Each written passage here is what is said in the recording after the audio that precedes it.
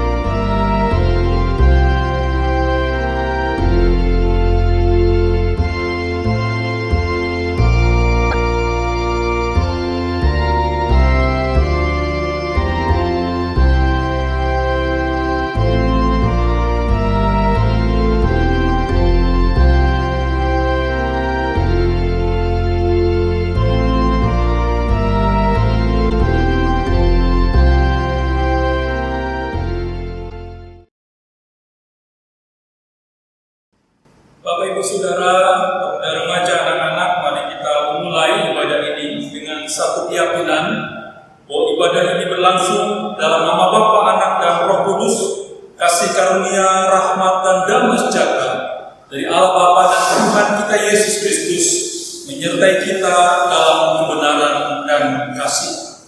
Amin.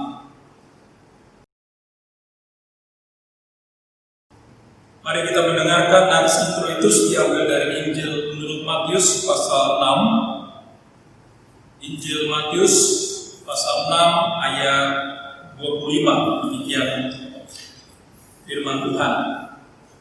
Karena itu aku berkata kepadamu, janganlah khawatir akan hidupmu, akan apa yang hendak kamu makan atau minum, dan janganlah khawatir pula akan tubuhmu, akan apa yang hendak kamu pakai. Bukankah hidup itu lebih penting daripada makanan, dan tubuh itu lebih penting daripada pakaian? Kasihilah Tuhan Allahmu dengan segenap hatimu, dan dengan segenap jiwamu, dan dengan segenap akal budimu. Itulah hukum yang terutama dan pertama. Dan hukum yang kedua sama dengan itu ialah, kasihilah sesamamu manusia seperti dirimu sendiri. Pada kedua hukum inilah tergantung seluruh hukum Taurat dan kitab para nabi. Akan tetapi hukum kasih itu kita tidak dapat laksanakan dengan sempurna, sehingga mudah kita jatuh dan terjerumus ke dalam jurang dosa yang menyebabkan benci, dendam, iri hati, dan perpecahan. Mari kita berkata bahwa jika kita berkata bahwa kita tidak berdosa, maka kita menipu diri kita sendiri dan kebenaran tidak ada di dalam kita. Jika kita mengaku dosa kita, maka Ia setia dan adil, sehingga Ia akan mengampuni segala dosa kita dan menyucikan kita dari segala kejahatan. 1 Yohanes 1 ayat 8-9. Marilah kita mohon pengampunan atas segala dosa-dosa kita. Kita berdoa. Ya Tuhan, kami datang sujud menyembah di hadapan-Mu dan mengaku akan segala dosa dan salah kami, baik secara pikiran, perkataan maupun perbuatan. Kami sadar akan setiap kelalaian dan pelanggaran kami, kelemahan iman dan ketidaksetiaan, salah paham, kepentingan diri dan perselisihan, ketertutupan dan ketidakjelasan dalam kesaksian kami. Ya Tuhan, kasihanilah kami, berilah pengampunan dan damai sejahtera, bebaskanlah kami dari dosa-dosa kami, dan baharuilah hidup kami dalam Yesus Kristus, Tuhan dan Juru Selamat kami. Terima kasih Tuhan, dalam nama Yesus kami berdoa dan mengucap syukur. Mari jemaat, kita akan mengangkat pujian kita dari Kidung Jemaat nomor 46 bait 1 dan 2 dari Hubungan Duka Kala.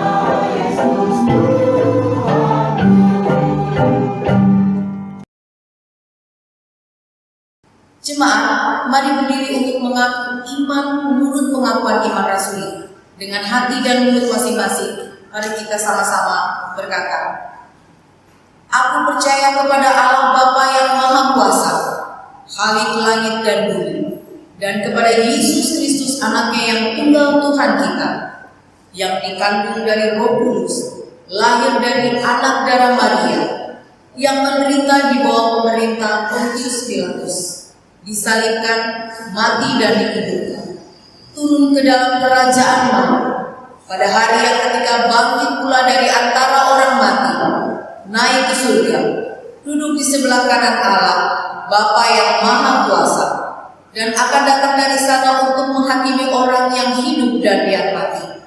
Aku percaya kepada Roh Kudus, gereja yang kudus dan aman, persekutuan orang kudus, pengampunan dosa, kebangkitan daging dan hidup yang kekal.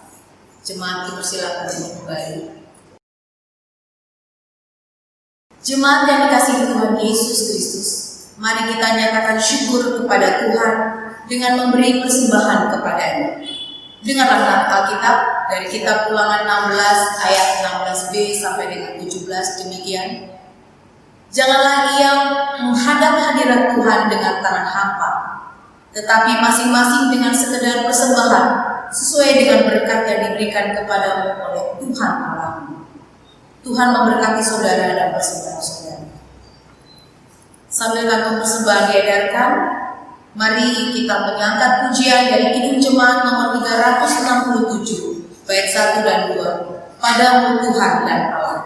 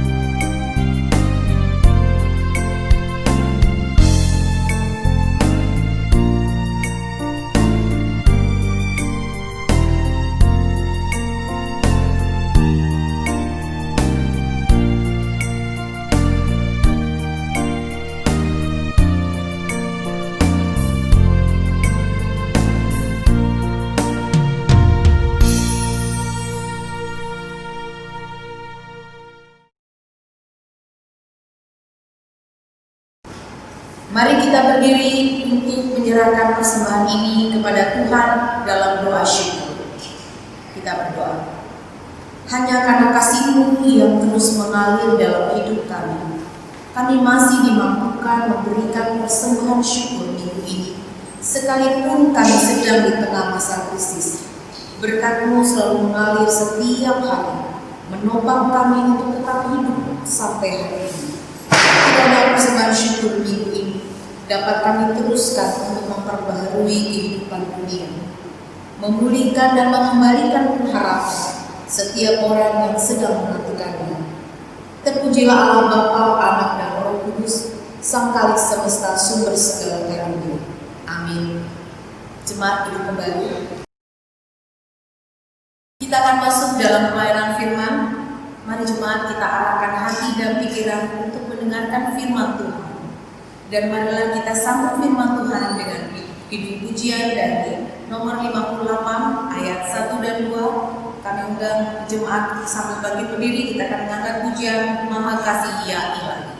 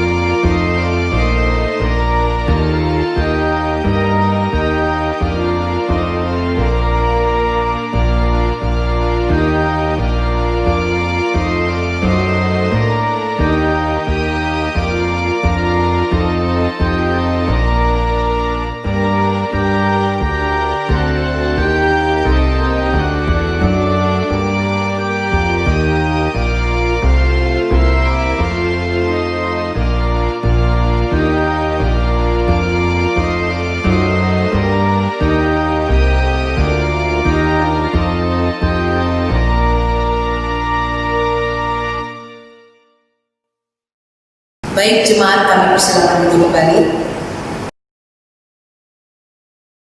Bapak Ibu Saudara, mari kita berdoa untuk menyambut firman Tuhan. Tuhan Yesus yang baik, kami bersyukur kami memasuki awal bulan Agustus, dan kami sungguh bersyukur karena Tuhan tetap menyertai dan melindungi kami, keluarga dan gereja di tengah-tengah masa pandemi ini. Kami berdoa ya Tuhan agar kami tetap menghargai setiap anugerah Tuhan, kehidupan bahkan ibadah yang kami lakukan setiap hari maupun setiap minggu, supaya itu menjadi kekuatan untuk kami tetap berharap kepada Tuhan melewati masa-masa yang sukar ini. Terima kasih ya Tuhan, pimpin hamba-Mu untuk menyampaikan kebenaran dan menjadi jawaban dan solusi di tengah-tengah kehidupan umat yang terus berjuang dan terus mengisi hari-hari mereka. Dan kami berdoa juga agar Tuhan mau memberkati gereja Tuhan dimanapun berada, agar setiap pemberitaan firman menjadi suara Tuhan, menjadi suara yang memberikan damai sejahtera di tengah-tengah umat. Ini doa kami ya Tuhan, dalam Kristus kami memohon. Amin. Salam rindu buat Bapak Ibu Saudara, pemuda remaja, anak-anak sekolah minggu di Kabupaten Pondok Pucung. Apa kabar Bapak Ibu Saudara? Saya bersyukur melihat warga jemaat kita dalam keadaan sehat-sehat, meski ada beberapa jemaat yang memang dalam proses pemulihan, tapi Tuhan tetap menyertai dan melindungi. Bapak Ibu Saudara yang dikasihi Tuhan, tema kita dalam ibadah minggu ini 2 Agustus 2020 adalah ujian iman Elimelek yang diambil dari Kitab Rut pasal 1 ayat 1 sampai 3. Demikian firman Tuhan. Pada zaman para hakim memerintah, ada kelaparan di tanah Israel. Lalu pergilah seorang dari Bethlehem, Yehuda, beserta istrinya dan kedua anaknya laki-laki ke daerah Moab untuk menetap di sana sebagai orang asing. Nama orang itu ialah Elimelek, nama istrinya Naomi, dan nama kedua anaknya Mahlon dan Kilion. Semuanya orang-orang Efrata dari Bethlehem, Yehuda. Dan setelah sampai ke daerah Moab, diamlah mereka di sana.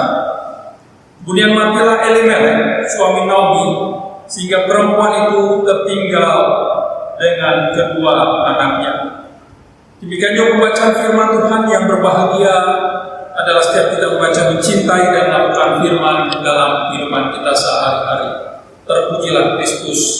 Haleluya. Bapak Ibu Saudara yang dikasihi oleh Tuhan, masalah ekonomi seringkali membuat iman seseorang tersandung. Tidak mengenal kaya dan miskin, tua dan remaja, berpendidikan atau tidak berpendidikan, umat biasa atau rohaniwan, masalah ekonomi bisa membuat iman seseorang tersandung. Masalah ekonomi juga bisa membuat saudara bersaudara menjadi putus hubungan keluarga, hubungan darah mereka. Masalah ekonomi dapat mengubah dari orang yang setia atau loyal kepada atasan, perusahaan, menjadi orang yang tidak setia. Orang yang jujur pada masa lalu akhirnya menjadi orang yang tidak jujur, suka kompromi dan tilap sana sini. Bapak Ibu Saudara, masalah ekonomi juga pernah terjadi pada era zaman hakim-hakim. Masalah ekonomi ini terjadi karena ada bencana kekeringan dan kelaparan di Israel. Dan masalah ekonomi ini terjadi karena Tuhan sedang menghukum kemurtatan moral dan rohani daripada orang-orang dan pemimpin-pemimpin pada masa itu. Memang pada zaman itu setiap orang berbuat apa yang benar menurut pandangannya sendiri. Setelah era hakim-hakim ini identik dengan terjadinya dekadensi moral dan banyak penurunan religi bangsa Israel. Dan situasi ini menggambarkan keadaan yang suram dan gelap dari kehidupan bangsa Israel. Oleh karena itu ketidaktaatan mereka kepada standar Allah membuat mereka berulang kali ditindas oleh bangsa-bangsa di Kanaan dan sekitarnya. Tiap kali bangsa ini melakukan pelanggaran terhadap Allah, Allah menurunkan hukumannya. Saudara, masalah ekonomi menjadi ujian bagi Elimelek dan keluarganya. Akibat adanya kelaparan yang terjadi di tengah-tengah bangsa Israel, mereka melakukan migrasi dari Bethlehem menuju Moab. Saudara, kalau kita lihat peta itu sekitar 80 km jarak mereka, dan pada masa itu kalau kita berjalan kaki sekitar 7 sampai 10 hari. Dan kelaparan itu digambarkan secara ironis dan hebat oleh kitab Rut, karena pertama kelaparan ini terjadi di kota kecil Efrata dan Bethlehem. Tahukah saudara bahwa Efrata berarti berbuah, ya, berbuah lebat, dan Bethlehem adalah artinya rumah roti. Tetapi tempat yang disebut Efrata, yaitu berbuah, dan Bethlehem itu rumah roti yang seharusnya berkelimpahan makanan, justru disitulah terjadi kelaparan. Bagian yang lain dikatakan migrasi ini dilakukan karena hebatnya kelaparan muncul dari ide keluarga Elimelek. Saudara, dalam bahasa Ibrani Elimelek berarti Allahku adalah raja. Kepala keluarga ini artinya Allahku adalah raja. Justru tidak menikmati fasilitas sebagai seorang keturunan raja. Nah, yang bagian yang lain dikatakan hebatnya kelaparan ini mengakibatkan keluarga Elimelek menetap sebagai orang asing di Moab. Ya, status sebagai orang asing membuat mereka menjadi orang yang menetap. Mereka bukan berniat untuk tinggal sebentar, tapi menetap sebagai orang asing di Moab. Nah, saudara, setelah perpindahan Elimelek dan keluarga di Moab, tiba-tiba Elimelek digambarkan, diinformasikan mati tanpa alasan. Secara ironis, Elimelek sang kepala keluarga yang berinisiatif memindahkan seluruh keluarganya ke negeri asing untuk mempertahankan hidup mereka, justru menemukan kematian, bukan keberlangsungan hidup. Dalam ayat berikutnya diceritakan bagaimana perkawinan antara Mahlon dan Kilion dan Rut dan Orpa yang tinggal di Moab selama 10 tahun tanpa penyebab yang jelas. Mahlon dan Kilion pun berakhir dengan nasib yang sama seperti papanya. Kematian mereka tidak diketahui alasan penyebabnya. Tidak ada catatan tentang keturunan yang dilahirkan dari perkawinan mereka.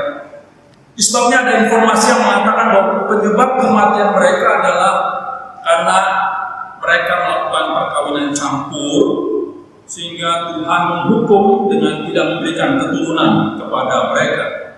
Dan juga bisa beberapa informasi dikatakan karena mereka menikmati kenikmatan Moab, sehingga mereka merasa betah dan tidak mau kembali ke kampung halaman mereka. Bapak Ibu Saudara yang kasih Tuhan Yesus Kristus, saya mau mengajak kita untuk belajar dari tokoh Elimelek, bagaimana di tengah-tengah masa pandemi ini kita belajar untuk setia kepada Tuhan dan belajar juga untuk menjadikan Tuhan dan Alkitab sebagai sumber bijaksana di dalam pengambilan keputusan. Setelah ada dua hal yang mau kita pelajari dari bagian ini, dari Rut pasal 1 ayat 1 sampai 3. Yang pertama adalah pesan yang jelas bahwa jangan tinggalkan tanah perjanjian. Elimelek ketika melihat kelaparan dan kekeringan di tanah Israel, dia meninggalkan tanah perjanjian. Elimelek mengerti bahwa bencana kekeringan dan kelaparan ini adalah hukuman Tuhan atas kemurkaan moral dan rohani. Hukuman Tuhan atas tanah perjanjian ini berlaku bagi orang fasik dan orang benar. Tetapi bagi orang benar, hukuman nasional ini dapat menjadi ujian iman untuk tetap setia dan bertahan di tengah-tengah penderitaan ini.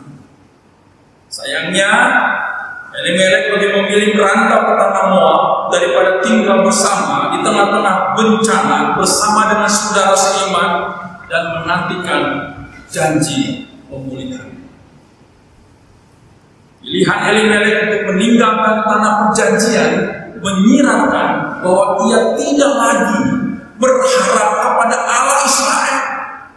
Pilihan Elimelek untuk meninggalkan tanah perjanjian sepertinya mementingkan keluarganya, egoismenya, dan usahanya sendiri daripada menderita bersama-sama dengan umat Tuhan pada saat itu. Pilihan Elimelek untuk pergi meninggalkan tanah perjanjian sepertinya lebih didorong untuk memperoleh hidup makmur, dan pilihan Elimelek ini adalah sebuah ketidaktaatan atas ujian iman dari Allah. Setelah perjanjian lama, tanah perjanjian bukan semata-mata wilayah dari setelah perjanjian lama, dalam tradisi Taurat, tanah dimaknai sebagai identitas dan milik Allah.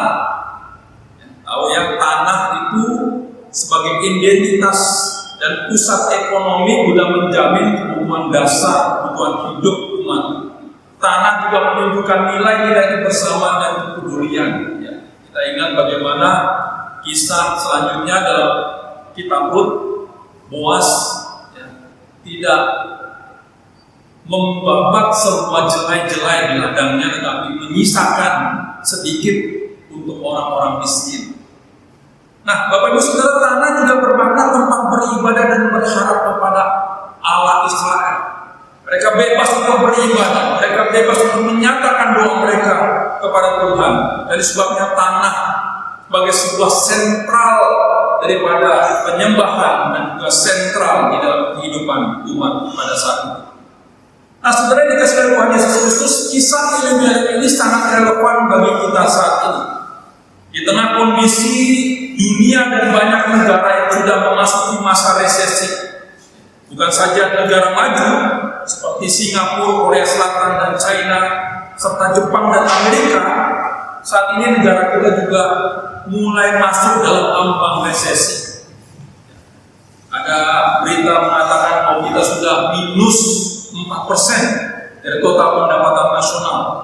Saya dengar juga dari seorang kakak rohani saya dan juga konsultan ekonomi, Bapak Tumbur Tobing, ya, bahwa kondisi ekonomi saat ini akan mulai memasuki puncaknya nanti ketika bulan September, ya, di mana perusahaan sudah tidak punya lagi cadangan untuk mereka untuk bertahan. Ya. Sebabnya khotbah ini menjadi peringatan awal bagi kita supaya jangan tinggalkan tanah perjanjian kita.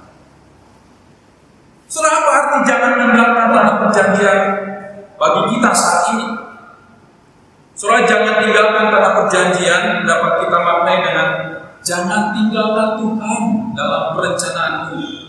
Jangan gadai imanmu dengan sesuatu yang bernilai material. Jangan kompromi atas dosa sosial dan juga dosa dalam diri di tengah-tengah pekerjaan kita, di tengah sistem yang korup. Sebaliknya mari kita tetap teguh berdiri karena Tuhan yang memelihara dan menjamin hidup kita. Sebabnya Tuhan Yesus dalam khotbah di bukit dalam hal kekhawatiran memberikan pesan yang jelas. Janganlah khawatir akan hidupmu, akan apa yang hendak kamu makan dan minum, dan janganlah khawatir pula akan tubuhmu, akan apa yang hendak kamu pakai. Bukankah hidup lebih penting daripada makanan, dan tubuh ini lebih penting dari pakaian? Sebab perkataan Tuhan Yesus ini seharusnya menjadi jaminan buat kita untuk melewati masa-masa yang sukar hari-hari ini dan untuk hari ke depan. Setelah jangan tinggalkan tanah perjanjian juga, saya maknai bahwa mari ya, kita pererat relasi keluarga antara suami dengan istri, relasi dengan orang tua dengan anak, relasi kakak beradik di masa-masa pandemi ini. Saudara, kenapa Elimelek mengalami satu kedukaan, ya, bahkan anaknya mengalami kematian yang sama dengan dirinya. Saudara, oleh karena mereka terpisah daripada keluarga besarnya, mereka tidak memiliki bantuan, ya, tidak memiliki kebersamaan, sehingga mereka bekerja sendiri, berjuang sendiri di tanah asing tersebut, yaitu tanah Moab. Sebabnya hari-hari ini, di tengah masa-masa pandemi hari ini, mari pererat relasi di tengah-tengah keluarga, ya, supaya dengan demikian kita merasakan kebersamaan, ada energi untuk kita melewati masa-masa yang sukar ini. Keluarga ini menjadi pusat buat kita untuk kita tetap berpengharapan di tengah masa-masa yang sulit ini. Saudara, jangan tinggalkan tanah perjanjian dapat dimaknai dengan pererat relasi di dalam gereja. Saya bersyukur karena gereja kita dan juga para donatur dan tim diakonia terus mendukung program diakonia pada warga jemaat. Saudara, program ini adalah kali keempat dilakukan oleh gereja kita untuk meringankan sedikit beban ekonomi kepada beberapa keluarga. Dan dalam perkunjungan dan penyerahan bantuan diakonia ini, saya didampingi oleh Bapak Natonono dan juga Ibu Ekawati dan juga Ibu Lina. Dan kami mendengar langsung bagaimana kesedihan hati dan kekhawatiran daripada beberapa jemaat. Nah, saudara, dikasih sebabnya gereja harus mendorong agar diakonia itu terus-menerus dilakukan. di tengah-tengah masa pandemi ini ataupun setelah masa pandemi. Saudara, jangan tinggalkan tanah perjanjian ini juga sangat relevan dengan makna tahun Yobel. Tahun di mana Tuhan menetapkan pembebasan atas pihak yang berhutang. Tanah yang digadaikan atau dipinjamkan kembali kepada pemiliknya semula. Jika Tuhan sedang menghukum dunia, bukan dalam arti untuk membinasakan, ya, tetapi untuk mendidik, merawat, dan memelihara untuk kelangsungan kehidupan selanjutnya. Bumi yang sedang memulihkan dirinya di tengah-tengah masa pandemi ini membuat bumi ini kembali segar dan indah. Dan manusia juga sedang menatap kembali kehidupannya agar belajar hidup sesungguhnya. Sebabnya saudara jangan tinggalkan tanah perjanjian di tengah-tengah masa pandemi ini. Bapak yang penting juga dari kisah Elimelek adalah mari kita evaluasi siapa sumber pertimbangan, sumber bijaksana kita di dalam pengambilan keputusan-keputusan, terutama ketika kita sedang menghadapi masalah. Setelah siapa sumber pertimbangan dan pengambilan keputusan dari Elimelek? Saya pastikan bahwa Elimelek sendiri yang menjadi sumber pertimbangan atas dirinya ketika mereka melakukan migrasi dari Israel ke Moab. Elimelek sendiri yang berpikir bahwa ada harapan yang bisa ditempuh di Moab untuk melanjutkan keberlangsungan hidup keluarganya. Tapi apakah harapan Elimelek tercapai? Tidak. Elimelek sudah bekerja lebih keras sebagai orang asing tanpa ada jaminan keamanan dan sahabat. Dan kalau kita lihat dari sisi lain, kita bisa memaknai kematian Elimelek mungkin karena dia bekerja terlalu keras untuk mencapai harapannya, sehingga ia jatuh sakit dan akhirnya meninggal. Setelah kisah Elimelek ini dapat menjadi cerminan buat kita secara pribadi dan keluarga untuk menjadikan Allah sumber bijaksana di dalam pengambilan keputusan. Surat Yakobus pasal 1 ayat 5 dikatakan, apabila kamu kekurangan hikmat, mintalah kepada Tuhan, dan hal ini akan diberikan kepada kita. Sebabnya Bapak Ibu Saudara dikasih oleh Tuhan, kepada siapa Bapak Ibu mencari bijaksana dan nasihat ketika menghadapi kesulitan-kesulitan dalam kehidupan Bapak Ibu Saudara pemuda remaja? Apakah Bapak Ibu mengandalkan manusia atau kita mengandalkan Tuhan dan firman-Nya? Bapak Ibu Saudara yang dikasihi oleh Tuhan, kisah Abraham dan Lot, keponakannya menjadi peringatan agar kita tidak hanya memikirkan keuntungan ekonomi dalam mencari pekerjaan. Kita juga perlu mempertimbangkan apakah ada bahaya, tantangan, bahkan nilai-nilai yang bertentangan dengan nilai-nilai Kristiani di tengah-tengah tempat pekerjaan kita. Nilai-nilai sekular itu bisa merembes dan mengubah prinsip hidup kita yang sudah tertanam baik sejak sekolah minggu dan di dalam persekutuan-persekutuan kita. Nilai-nilai Kristiani yang ditanamkan orang tua dan gereja sejak masa kecil bisa saja tergerus dan hilang ketika seseorang memasuki dunia kerja. Sebabnya mari kita evaluasi, baik kita sebagai orang tua, pemuda, dan setiap kita yang bekerja. Kalau saat ini kita sedang menghadapi kesulitan ekonomi, kita sulit untuk menentukan arah-arah di dalam perjalanan kehidupan keluarga kita dan diri kita. Mari mintalah kepada Tuhan sebagai sumber bijaksana. Jangan andalkan pemikiranmu, pengalamanmu, dan orang-orang kuat yang ada di sekitarmu. Tapi mari kita belajar andalkan Tuhan masa-masa yang sulit ini. Dan ini juga menjadi evaluasi buat kita sebagai peran gereja. Saudara, jujur kita akui bahwa problem ekonomi di tengah-tengah bangsa ini tidak lepas daripada andil kegagalan gereja. Gereja gagal memberikan pengajaran yang jelas dan benar tentang kebenaran Alkitab dalam dunia ekonomi, prinsip-prinsip etika ekonomi, moral bisnis, baik kepada warganya maupun menyuarakan sebagai wawasan dan sikap Kristen tentang ekonomi kepada dunia sekitarnya. Kita lihat sebaliknya, gereja malah cenderung membuat kesalahan yang fatal, memahami berita keselamatan dari Allah dalam simbol-simbol yang sifatnya material.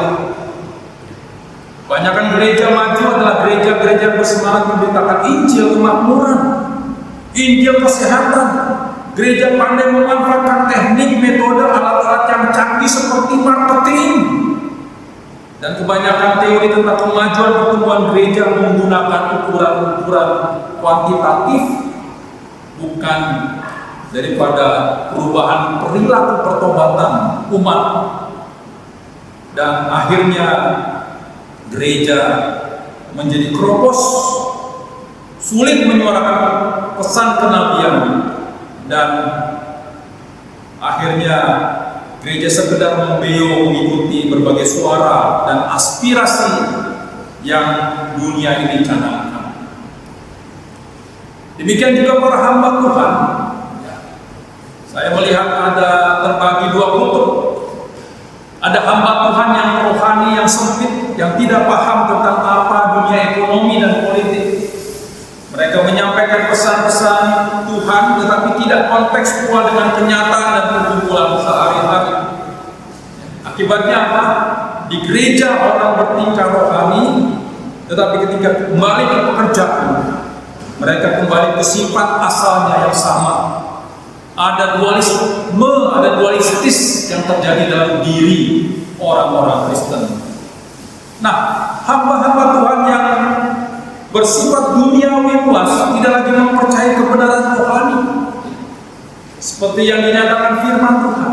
Mereka berupaya tetap punya peran dalam dunia ini, namun karena prinsip dan landasan berpikir serta sumber wibawa yang diandalkan tidak beda dengan orang-orang duniawi, usaha mereka menjadi sia-sia.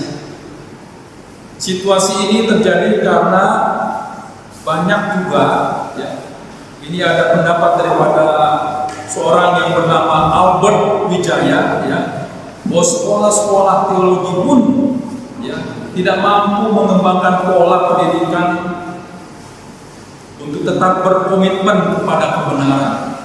Ya. Sebabnya banyak hamba-hamba Tuhan yang sulit menerapkan kebenaran Alkitab dalam aspek-aspek yang lebih luas. Sebab kondisi ini membuat tidak heran bila para warga gereja dibesarkan dalam suasana kehidupan gereja yang memberhalakan mamon, ya, dan sama sekulernya dengan dunia ini, ya, seperti menjalankan bisnis atau pekerjaan mereka.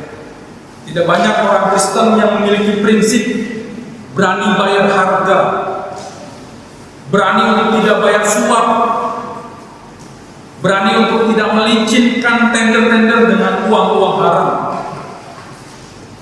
Tidak banyak juga orang Kristen yang tidak main tempel penguasa untuk beroleh kemudahan, sehingga benar-benar mencapai kemajuan bisnis dengan cara-cara yang fair dan benar. Terus bila kita lihat, ya, kita mengurus KTP, IMB, paspor, ya, kita kadang-kadang siap dengan salam tempel. Dan bila budaya dusta ini atau tidak transparan, suap sogok, korupsi dan koncoisme ini sama biasanya kita lakukan dalam berbagai urusan. Dan bila para pendeta sendiri mengartikan perannya bukan sebagai panggilan, tetapi sebagai karir dan profesi, Bila gereja sendiri pecah karena hal-hal perebutan aset dan penggelapan dan ketidakjujuran, maka tidak heran bila dunia ekonomi kita terpuruk dan dunia politik kita terancam dengan hal-hal yang sama. Saudara yang kasih Tuhan, kiranya kealaman gereja selama ini tidak kita teruskan dalam keterlenahan seterusnya. Inilah momentum yang baik untuk kita melakukan evaluasi diri, pembaharuan diri di tengah-tengah masa pandemi ini. Ya. Kita yang mengaku telah mengalami kuasa transformasi Allah atas hidup kita, seharusnya konsisten mengajarkan prinsip-prinsip kehidupan ekonomi, moral bisnis yang alkitabiah agar boleh terjadi penghayatan dan pewartaan yang memberi arah yang benar dalam momentum daripada masa pandemi ini. Nah, saudara yang kasih Tuhan Yesus Kristus, sebabnya mari ya, ketika kita sedang menghadapi masa-masa pandemi ini dan juga prediksi akan adanya resesi untuk bulan ke depan atau tahun ke depan, mari kita belajar dua hal ini. Yang pertama adalah jangan tinggalkan tanah perjanjian kita. Jangan tinggalkan iman kita. Jangan tinggalkan keluarga kita. Pererat relasi persekutuan antara suami istri, orang tua dengan anak-anak beradik. Karena kekuatan daripada setiap keluarga adalah kebersamaan di antara mereka. Jangan tinggalkan tanah perjanjian, artinya mari kita pererat relasi di tengah-tengah gereja, supaya gereja juga menjadi saudara di dalam arak-arakan perjalanan kita melewati masa yang sukar itu. Dan kita yakin dan percaya Tuhan akan membebaskan kita daripada wabah dan pandemi ini. Dan poin yang kedua dikatakan adalah mari jadikan Tuhan Allah, jadikan Alkitab sebagai sumber bijaksana, sumber pertimbangan kita di dalam pengambilan keputusan. Sebabnya Bapak Ibu Saudara, saya yakin dan percaya dengan dua prinsip ini kita belajar daripada kegagalan-kegagalan daripada Elimelek. Kita sebaiknya tidak lagi mengulangi kegagalan yang sama atas hidup kita, atas gereja kita. Baik, mari kita terus maju untuk memperbaiki diri, bahkan mempersiapkan diri untuk kita dapat bertahan dan menang di tengah-tengah masa yang sulit, baik hari ini dan ke depan. Saya ingat ada nasihat daripada Rasul Paulus kepada warga jemaat di Galatia, berkata, bertolong-tolonglah untuk menanggung beban. Kita yakin dan percaya kalau kita saling bertolong-tolongan satu dengan yang lain, baik di tengah-tengah keluarga, di tengah-tengah pekerjaan kita, dengan sahabat-sahabat kita, dan juga di tengah-tengah gereja, maka kita tidak akan menjadi lelah, kita tidak akan kalah, kita tidak akan mengambil keputusan yang salah, tapi yang terjadi adalah kita terus dipimpin langkah demi langkah untuk melewati lembah-lembah kekelaman atas hidup kita dan bangsa ini dan dunia. Tuhan memberkati dan maju terus di dalam Tuhan. Amin. Sudah, mari kita berdoa. Bapa di surga, kami sungguh menikmati untuk belajar dari satu tokoh dari kitab Rut, yaitu keluarga Elimelek dan Naomi dan anak mereka Mahlon dan Kilion. Sungguh kami memohon kepadamu di tengah-tengah masa-masa pandemi ini, untuk kami mau belajar untuk menghargai tanah perjanjian yang Tuhan anugerahkan bagi hidup kami. Tanah perjanjian yaitu iman, kepercayaan kami. Tanah perjanjian adalah keluarga dan gereja, teman-teman persekutuan kami yang Tuhan hadirkan dalam perjalanan kehidupan kami.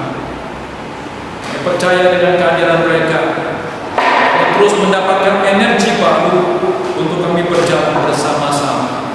Dan kami bersyukur karena melalui belajar daripada tokoh Elimelek ini, kami mau mengandalkan Tuhan dan firman-Nya, sebagai sumber bijaksana kami untuk mengambil keputusan-keputusan strategis atas hidup kami, baik keputusan-keputusan bisnis, keputusan-keputusan masa depan atas keluarga kami, supaya dengan demikian kami tidak jatuh atau tersesat dalam jalan yang salah.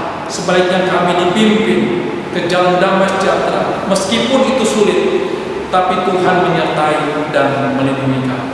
Terima kasih ya Tuhan atas hikmat yang Tuhan berikan bagi kami belajar dari tokoh Elimelek dalam kitab Rut ini.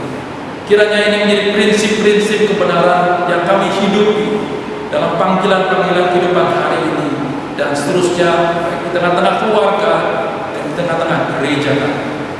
Dalam nama Tuhan Yesus Kristus, sumber dari segala sumber hikmat, dalam nama Tuhan Yesus Kristus, Engkau Allah yang memberikan tanah perjanjian bagi hidup kami. Kami berdoa dan mengucap syukur. Amin. Sebagai respon firman Tuhan, mari kita menyanyikan pujian dari PKJ nomor 138 ayat baik 1 dan 2. Setiamu Tuhan, setiamu Tuhanku tiada bertara.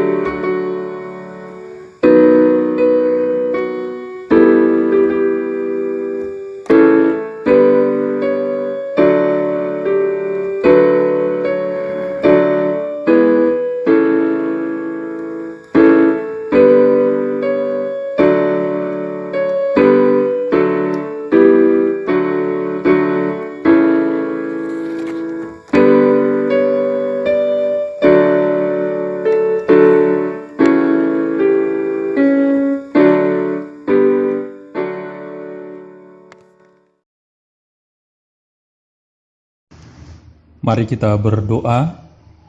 Bapa pencipta, pemelihara, dan pengendali alam semesta, kami berdoa kepadamu menyerahkan perkembangan pandemi COVID-19 di bumi dan bangsa kami. Kami sungguh-sungguh percaya bahwa setiap gerak dari virus COVID-19 ini ada dalam pandangan mata Tuhan. Oleh karena itu kami berdoa dan memohon agar setiap yang terpapar dengan atau tanpa gejala, Tuhan yang mau menyembuhkan dan memulihkan. Bapa yang kenal dan tahu persis keadaannya. Kami berdoa untuk setiap yang berjuang untuk sembuh, kiranya Bapa juga bersama dengan mereka. Kami berdoa juga untuk setiap yang pergi, Bapa yang pegang jiwanya dalam pelukan-Mu. Kami berdoa juga untuk setiap yang bersuka cita karena sembuh dan berduka karena kepergian kerabat dan sahabat, Bapa yang memberikan penghiburan dan memeluk mereka. Kami berdoa juga buat warga jemaat GKUI Petra Pondok Pucung. Tuhan, kami sungguh-sungguh bersyukur atas anugerah Tuhan. kalau Tuhan tetap melindungi dan menjaga semua warga jemaat GKU Petra Pondok Pucung.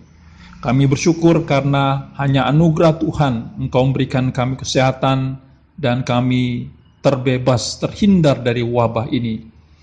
Tuhan, kalaupun ada beberapa yang saat ini sedang dalam isolasi mandiri, Tuhan yang memberikan pengharapan dan tetap mereka dalam iman yang teguh untuk berharap kesembuhan daripada Tuhan.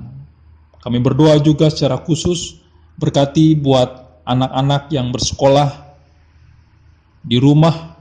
Kami berdoa buat orang tua yang mendampingi, berikan kesabaran dan hikmat bijaksana bagi orang tua untuk terus mendampingi anak-anak mereka. Berkati para guru dan juga sistem online agar tidak menghalangi kualitas dalam proses belajar mengajar. Dan berdoa juga untuk kebersamaan dan aktivitas bersama kami di rumah, karena banyaknya aktivitas yang kami lakukan di rumah. Berikan kami kerukunan dan berikan kami bijaksana untuk kami mengendalikan perkataan, agar kata-kata yang kami keluarkan adalah kata-kata berkat, kata-kata yang memberikan kesejukan dalam kebersamaan kami di rumah. Kami berdoa juga secara khusus berkati warga jemaat yang terdampak secara ekonomi, beberapa keluarga yang sangat-sangat membutuhkan uluran tangan.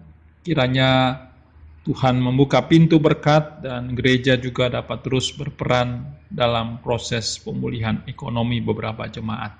Terima kasih Tuhan, kami menyerahkan juga buat para majelis, juga seluruh rencana kerja kami. Kiranya Tuhan memberikan hikmat bagi para majelis dan rohaniwan untuk tetap semangat melayani di tengah-tengah masa pandemi ini. Inilah doa kami ya Tuhan, dan kami naikkan doa ini dalam satu nama Yesus Kristus Tuhan yang pernah mengajar kami berdoa.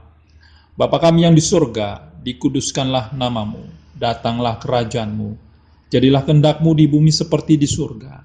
Berikanlah kami pada hari ini makanan kami yang secukupnya, dan ampunilah kami akan kesalahan kami, seperti kami juga mengampuni orang yang bersalah kepada kami.